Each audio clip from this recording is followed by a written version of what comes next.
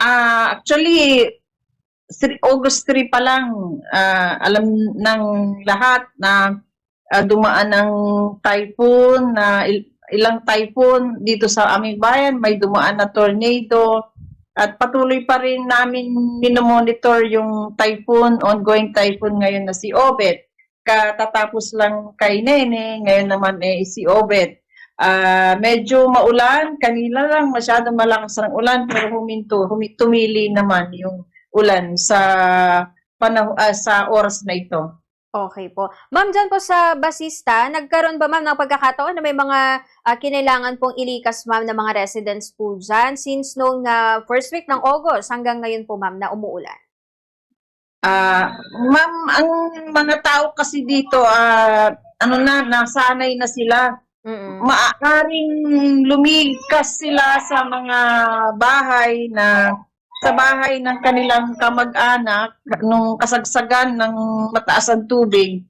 Pero wala po kaming, ang evacuees namin ay less than 5. Actually, konti lang yung nag-evacuate sa barangay hall.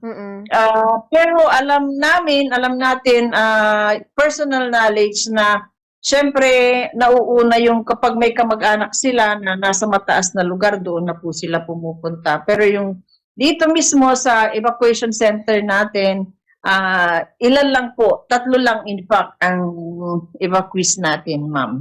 Okay po. So dito ma'am sa 3 weeks na po na walang humpay po o tigil na pag-ulan. So far, ano po yung mga naitala na ma'am na mga, kung meron man po, mga pinsala po or damages dyan po sa Basista?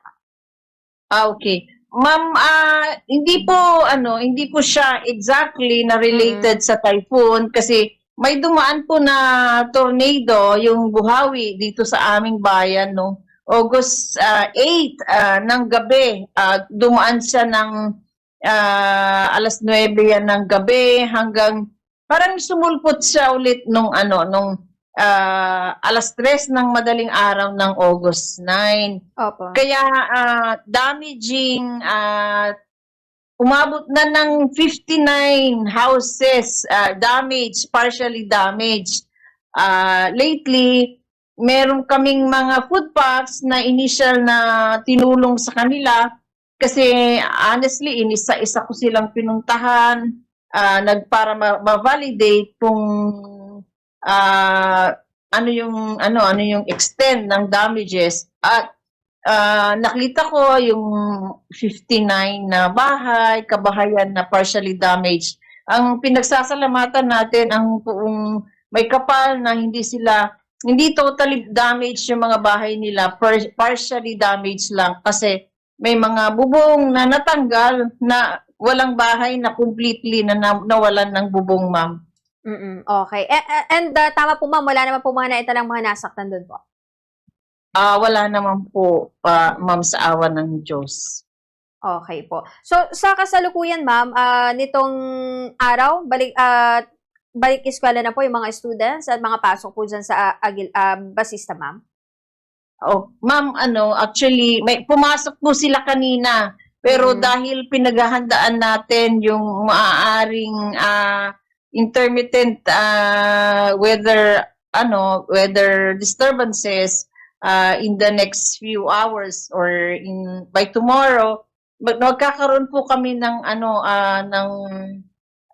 local suspension sa mga eskwelahan.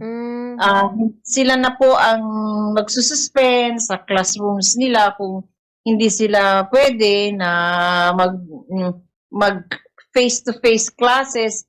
Doon na po sa eskwelahan ang suspension, ma'am. Okay po. And ma'am, balik tayo dyan po sa Basista, wala naman po mga flooded areas, ma'am, or mga binaha po? Meron kami, ma'am. Actually, nung panahon ni yung una yung pangalawang typhoon, Maymay, si ma'am? Maymay. Umabot mo kasi from August 3, umuulan na kasi may mga water deposits at nadagdagan ng mga pag-ulan hanggang umabot tayo ng Typhoon Maymay. Actually, or generally, we can call it affected ng buong Basista. But we are lucky kasi mabilis yung ano ng tubig, pag-drain ng tubig dito sa amin. Umabot din kami sa mga low-lying areas sa above the knee, but hindi siya matagal. Mabilis lang din ang nung umaraw na nagkaroon ng sunrise, unti-unti na ring nawala yung tubig, ma'am. Okay. Ma'am, how about po sa mga sektor po ng agrikultura? May mga assessment na po, ma'am, sa inyong sa basista? Actually, for the Typhoon Luis, Typhoon Maymay, nag-consolidate ang nag-consolidate ang municipal agriculture. Wala pa siyang damages, but by tomorrow it will be presented through a meeting kasi merong tumawag si Mayor JR ng meeting ng Council, Municipal Disaster Risk Reduction and Management Council.